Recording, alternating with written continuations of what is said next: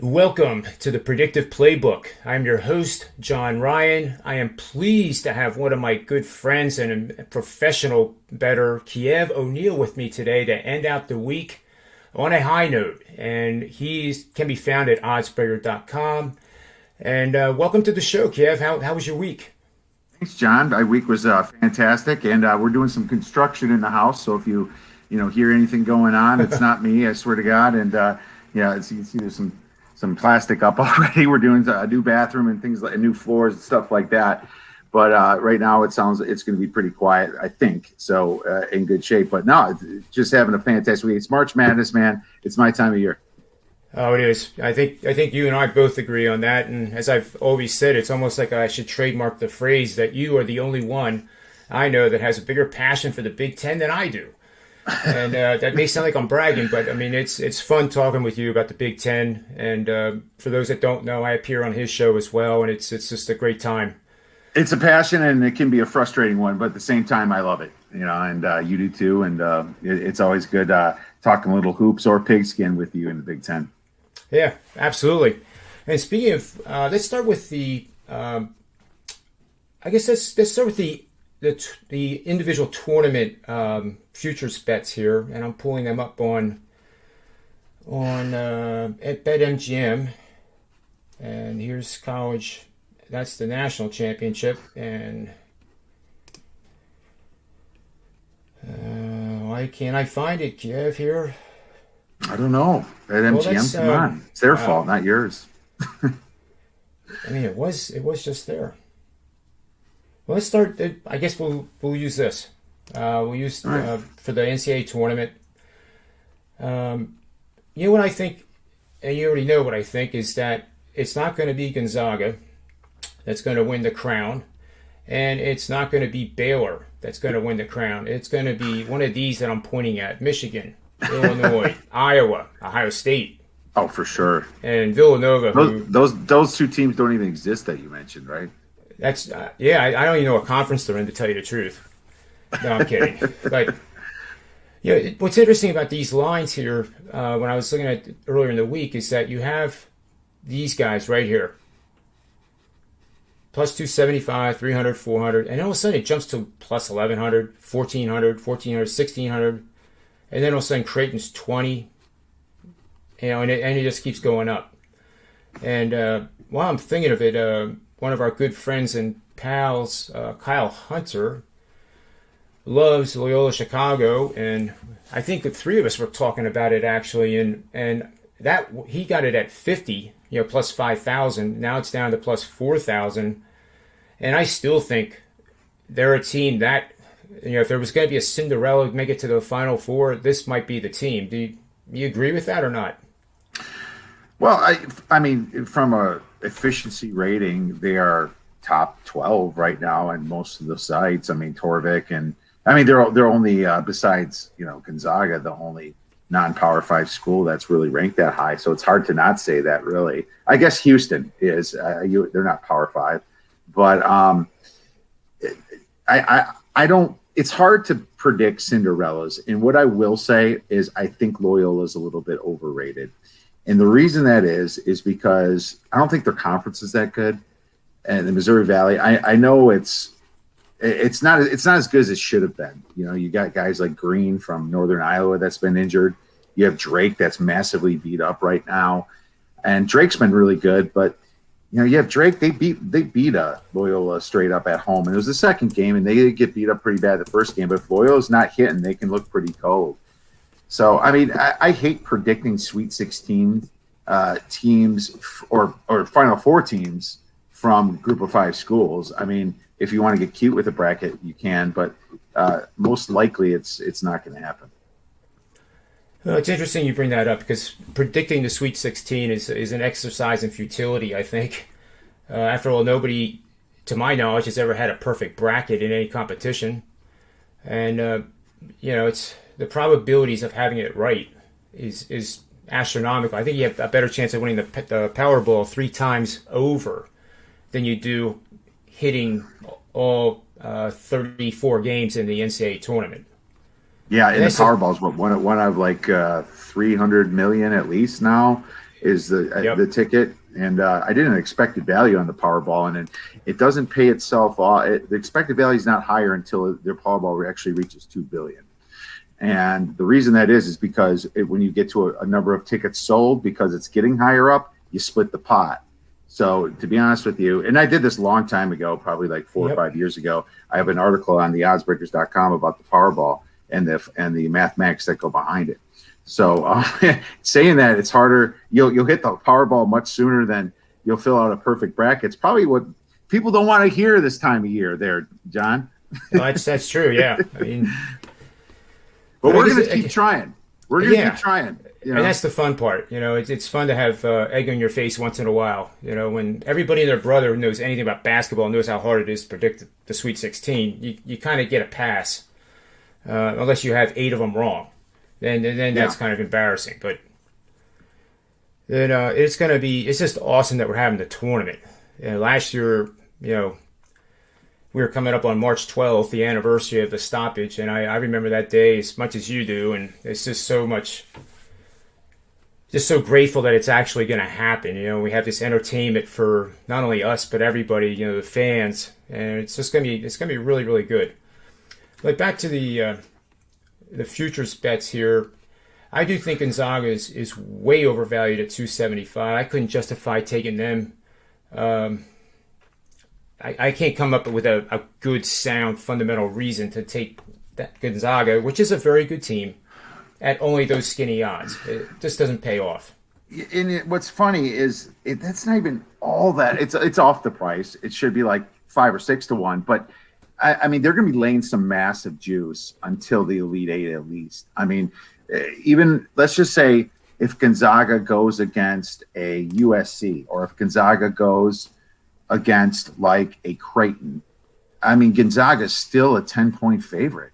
I mean, just from what they're doing and what Ken Pom ranks them and others. So you're still laying at minus 500. So to be honest with you, even a money line rollover in Gonzaga, just the way they're going to lay it is it's not worth it really. But you have to think of this logically here. It's 7 games in a row. I don't care against the best teams. It's not the WAC, It's not the West Coast Conference or any of those teams out there that they play non-conference or in their conference, right? It's the best teams, and so winning 7 of them in a row, there's always a potential for a hiccup. So I would never take any odds like that. I mean, remember when Zion Williams was playing with Duke? I think that number was like minus 110 for a while. Yeah, it was. It was negative. Absolutely ridiculous, and we saw they were flawed. You can't do that. The way I look at the tournament is I think of a team that can hit the Elite Eight, and because if you start hedging too early, you can get in deep trouble. And then all of a sudden you get to the Final Four, and let's just say you get to the final game, you're laying like $30,000 to hedge your $100 ticket because it keeps building up, and you have to keep putting juice down. Especially if you take a long shot, they're going to be minus 400, minus 300 every single game. You're going to be in some trouble. So, you pick a long shot, at least minimum 50 to 1 is kind of like the number I look at. I had Michigan 50 to 1 when they played Villanova for the finals, so I had fun hedging that one. Wow. It wasn't that much harder, and I didn't start hedging it till late. And that's what you do. I mean, and then you kind of hedge when the Elite Eight happens. If it's gone, it's gone. But that's what taking shots are all about. This is supposed to be fun. This is not exactly I see a massive edge here or anything like that. I can tell you if a team's undervalued. I can tell you if a team's overvalued. Last year we had Illinois, and I've said this in many shows already, 120 to 1. And then the conference tournament or the tournament canceled. Imagine me with that ticket at 120 to 1 last year. Pretty frustrating. Yeah, it makes you sick. It did. I mean, it was like it's not often where you get to hold a number 1 seed or number 2 seed at over 100 to 1 by the time the tournament starts. So I was pretty frustrated about that, but it's going to happen again because that's what I do, and I always try to find them early. But at the same time, if you're looking at that, if you want to look at it like a sleeper, I think a UConn is probably a good price. They played great defense, and they got Bo Knight back. And just Bo Knight there, how he can score, and with the way they play defense, that's good. That's a team. Point. And Oklahoma State's another one that could make a little bit of a run because they have a star in Cade Cunningham. Officials love stars flying into the rim, flailing their arms and getting fouls, in the NCAA tournament. So they're another team that kind of fits the I guess the NCAA tournament type, team that could advance. Yep. There's one topic you and I like to do too is the money line rollover as opposed to the futures bet. So what you need there is a team that's going to be probably a dog after their first round or their first game in their tournament. So I was actually looking at the Big Ten teams for this particular situation. And I don't know if Penn State is a real good choice there because they're much better than their record, that's for sure. And that's because they play in the Big Ten, and that's why their record looks bad. But what team in the Big Ten do you think would be a real good candidate for some of our listeners to consider doing this money line? And then I guess explain how you do it. Sure, it's a mechanical parlay, and if the odds aren't good, for example, let's pick a Big Ten team out that's pretty good. Maryland, number 28, and they're probably going to be a 6 or 7 seed. You'll be favored to be the first game or so, and then we assume that an upset won't happen, and then there'll be a dog, and you can start taking a money line rollover on them if you think they're going to make it far. The good thing about money line rollover is that it's going to compound fast because you take what you bet plus what you made and then you wrap it into the next bet. It's also called, like I said, mechanical parlay.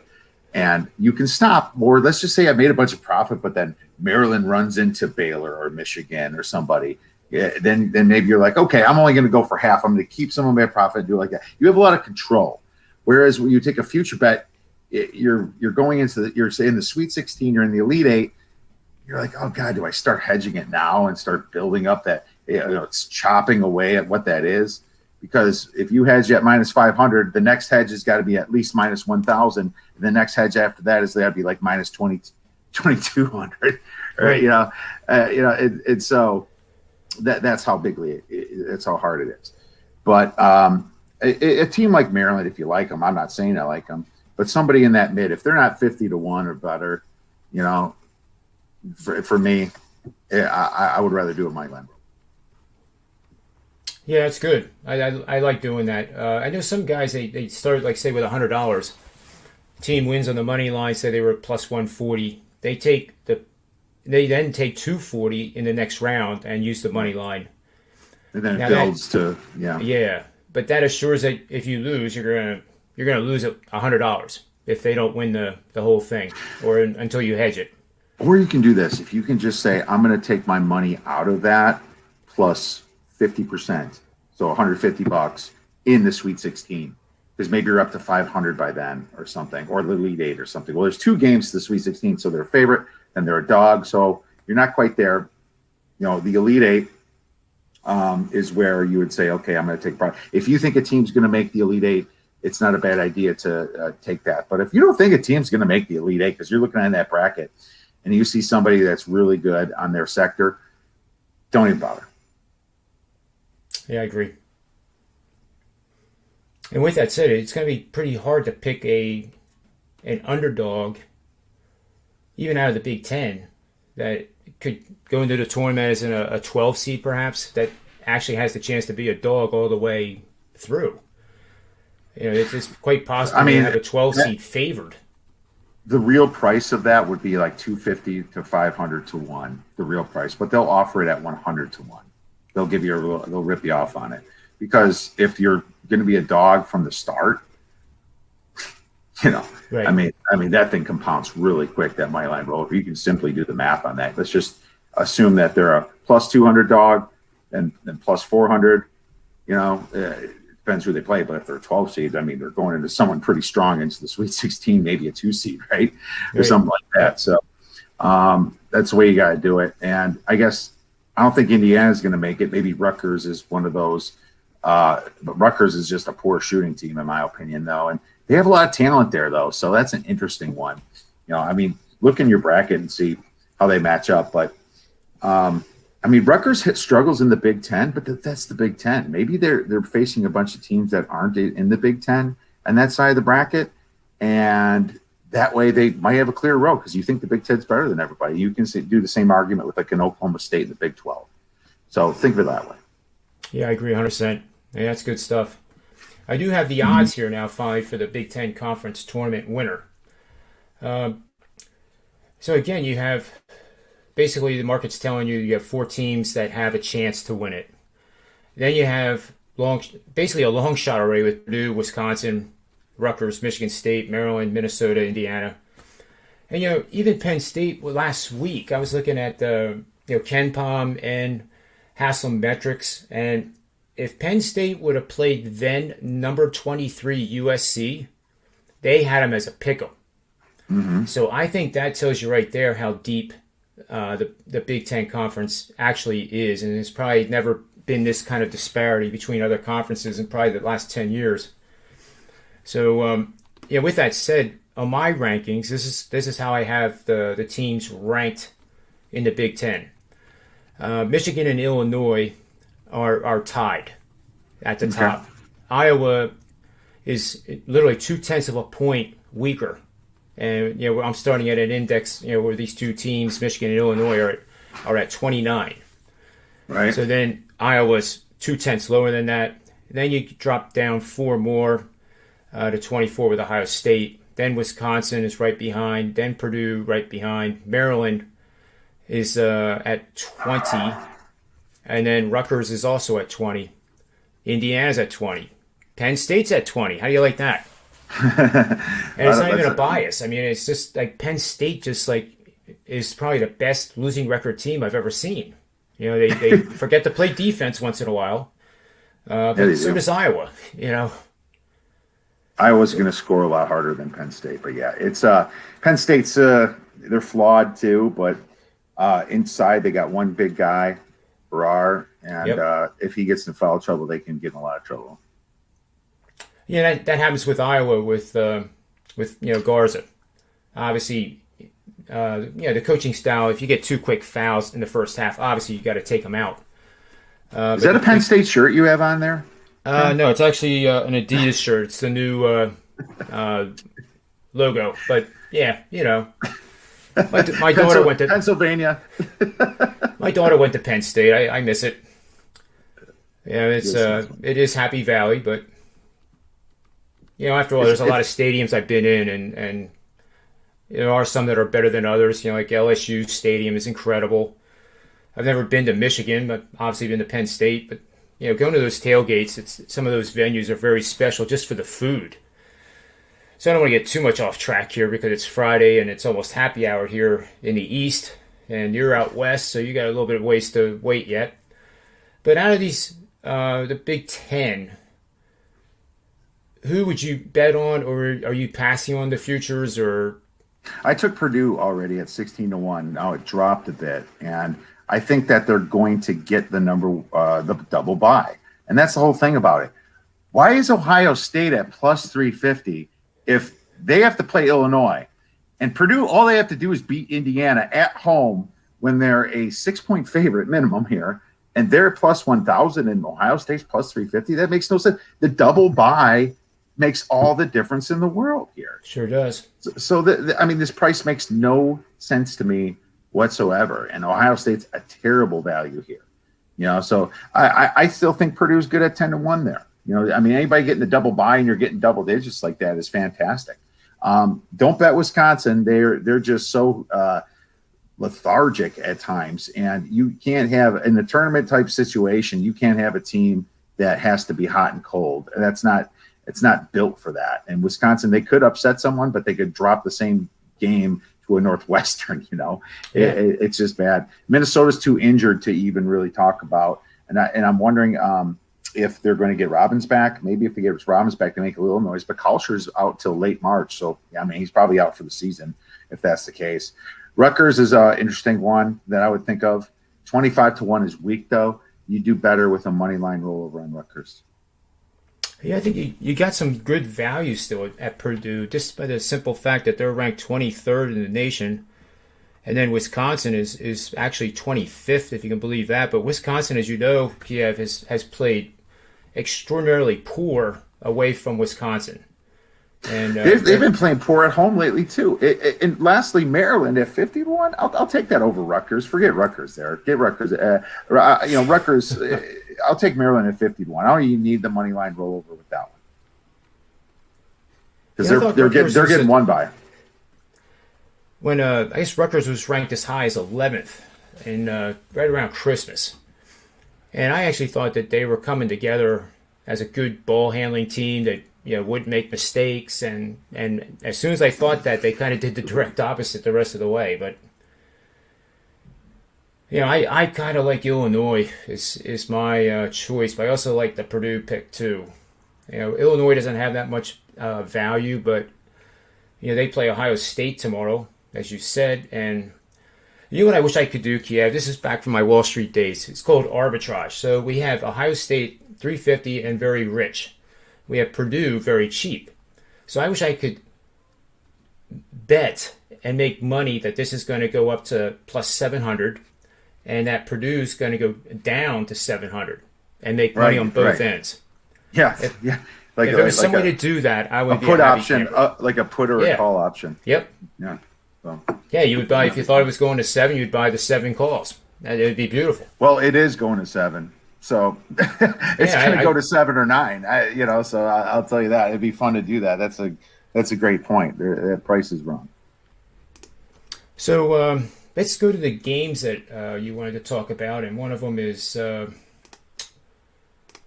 just using Haslam metrics here just for the overview, so people have something good to look at. That's actually Villanova Providence.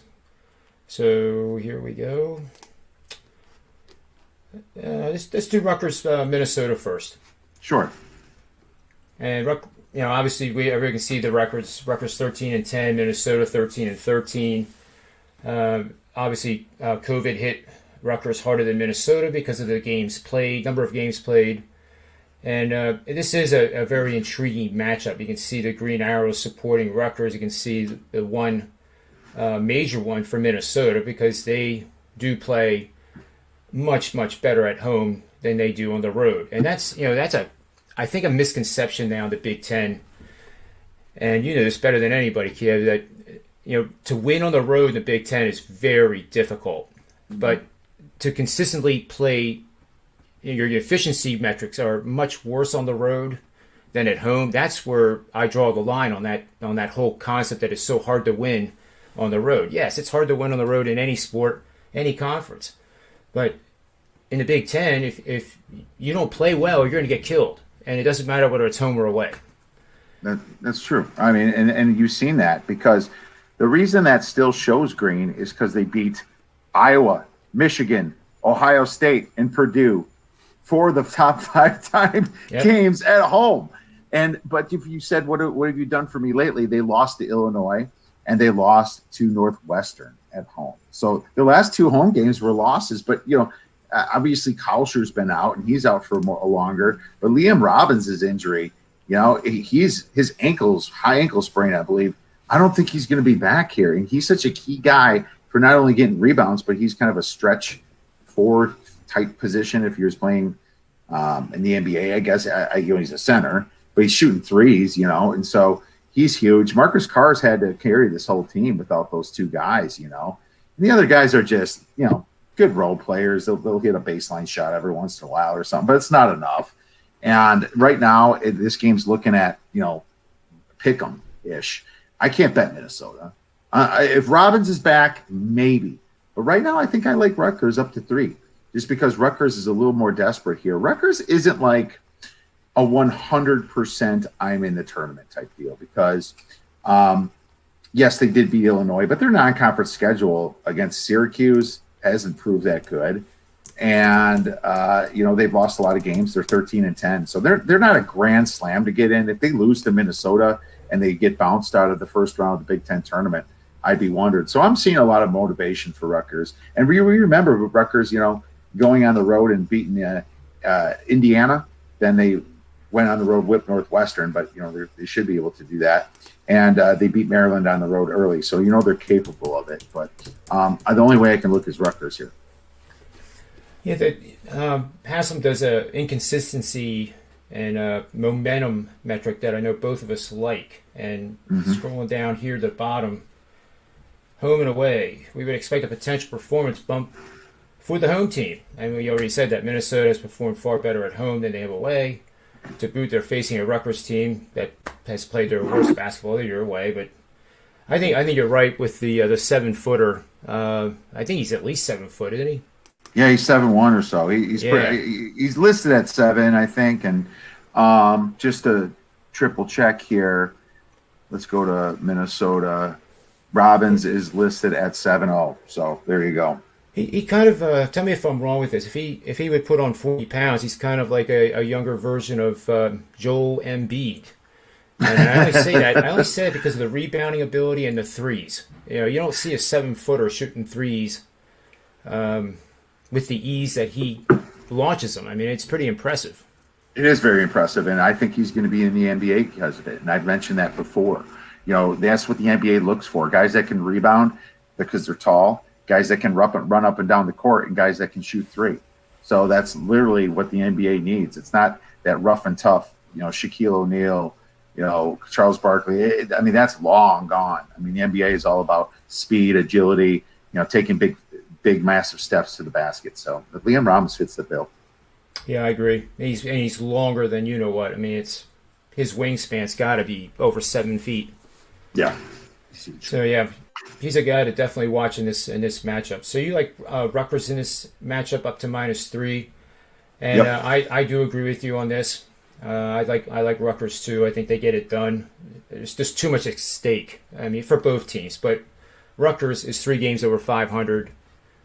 The resume looks a little bit better on Minnesota because of their quality wins, but then it's offset by those inexplicable losses too. Yep, absolutely. Let's move on to the next because I have about 7 minutes. Okay. All right. Here, let's see. The next one is the big one, at least in my opinion. This is Illinois at Ohio State. Yeah. Huge game. 19-6. Ohio State 18-7. The summary for me, Kiev, is that Illinois has tremendous momentum. They're on the rise. They're getting better each week. So they're progressing, and I think Ohio State is in a severe regression. So again, we have the arbitrage again. We have, we're selling Ohio State, and we're buying Illinois, and everybody has an opinion on a game. I actually think Illinois wins this by 10 on the road. And what do you think? No, I like Ohio State here, but I'm going to like them a lot more depending upon the Purdue game. If Purdue actually loses to Indiana, which is an in-state rivalry, an Ohio State win puts them back into the double bye. If you look at the Big Ten standings, I'll pull it up right now. But it has Ohio State right now on the outside looking in. Right? But if Purdue loses that game, then they all of a sudden are on the outside looking in, and they need Ohio State to lose to remain there. The thing about Illinois here is why, first of all, why would they try? Why would they put Io DeSumo in? Io DeSumo can have a full week. They already have the double bye. They're not winning the Big Ten regular season. Michigan already run it. And what's the worst? I don't even know if they can drop to a 3 seed here. They can't because Iowa's got 6 losses. They have 4 losses. So they can't even move from the 2 seed. There's absolutely no reason for Illinois to show up hard to this game and risk another injury. Well, that's a great point. It's a huge point because and you're going to see Ohio State playing really well. But just because what I said right there makes me like the under. If Illinois is not putting a huge effort up, they're not going to be running up and down the court. Ohio State, after losing 3 games in a row, that's when they step up their defense. That's when they realize, okay, we can score, but when we're not scoring, we'll lose games unless we play defense. So that's when the teams really start to focus on the defensive end. And I think, Holton's going to make them do it. I like the under all the way down to 150. I think you might get a juicy 152 or 153 here. And I like the Ohio State side, but I like it a lot more if Purdue loses. See, that's why I love these shows, Kiev, because I was blindly looking at Illinois needing to win to possibly get a 1 seed in the NCAA tournament. I never took the time or even came in my head to think that, well, what does this game mean for the seeding in the Big Ten? And that's a tremendous point. And that's why I like these shows, because we're we're providing these kinds of topics and discussions and things that that I just admitted I would have never thought to look. But that does diminish my love of Illinois suddenly. Well, I mean, I know, of course, it can always be wrong, but I mean, I have to put it in perspective here. Kids look at the number 1 seed. Yeah, it's such an honor and stuff like that. But are they going to break their backs to do it when there's still going to be a potential 2 seed here? I mean, Illinois can still get a 1 seed by winning the Big Ten tournament. So this game doesn't even matter if that's the case, because they can look at it like, well, we're going to. I mean, if I'm a kid, I'm like, I'm going to win the Big Ten tournament anyway. We'll make our way to a 1 seed. I really find it hard for them, the committee, to put like a Houston over like an Illinois, because Houston's not even winning their conference. Wichita State's going to win their conference. Yep. And if they look what happened when Iowa played Illinois, I think they only played once. Illinois beat them, and Illinois hasn't lost to Iowa. So they'll look at that. And if they're trading back and forth because of that, then there's your nod right there. So in my opinion, Illinois has got plenty of shot left, even after losing this game, to be a number 1 seed.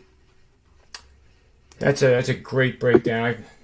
I appreciate hearing those words. I really do, because my love for the Illinois bet now has been calmed down quite a bit. and I think Illinois could win it. So I mean, maybe put a few money line down on Illinois. It might not be the biggest rollover in the world because they'll double buy and they'll be a favorite at least to the end. But still, if you like them, you like them, right? Yeah, I mean, just looking at this efficiency right here with Haslam, 11, 6, 3, 8, 33, 6. It's pretty impressive, but maybe not for this game. So the last one I wanted to look at, Kiev, was Villanova. So we'll put this up here for our chat room to look at. And they've almost been flying under the radar, as ridiculous as that sounds. You don't hear much. They had several interruptions due to COVID.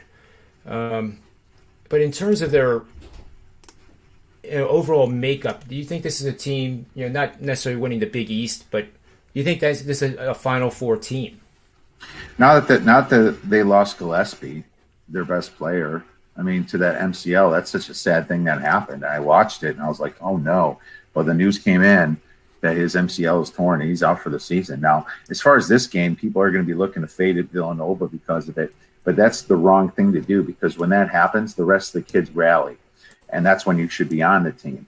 I mean, it's just human nature. Just think about it. Your buddy goes down, you get pissed. You get mad. You play out of your mind that next game.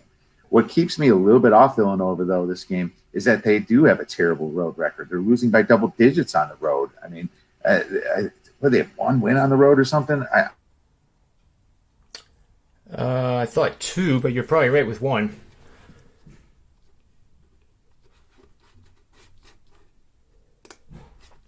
I think I just lost you. Okay, I can hear you now.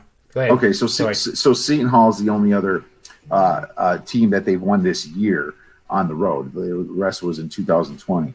So not a great road team. And Providence, Ed Cooley's always good in March. So that's what keeps me a little bit off. And Providence is pretty desperate themselves. I don't even think a win here puts Providence in at 12-12. They don't have any other big wins really, except in the Big East, I guess, against Creighton. Yep. But maybe in Providence minds they're still in if they beat Villanova. But this is a rally game for Villanova, and I hope that it gets below 3. If it gets below 3 because of this Gillespie injury, I'm going to be a player on Villanova. Oh, I agree, and I agree 100% with the assessment of the bench players, because a lot of those kids are 4-star recruits, and when they get their chance, they're showcasing it. They're going to bring the house, and they're going to try to impress the coaches, and especially if they're freshmen, because they want to be a starter next year. Yeah. So it's really a shame that Gillespie is out. That is 100% correct. But I guess my point is never underestimate the kids coming off the bench that you've never seen play, because they are Division I players on very good teams.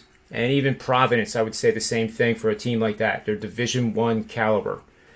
So great coach too, Jay Wright. I mean, you got to factor that in. I mean, the tournament's about coaches just as much as the players. So remember that. Yep.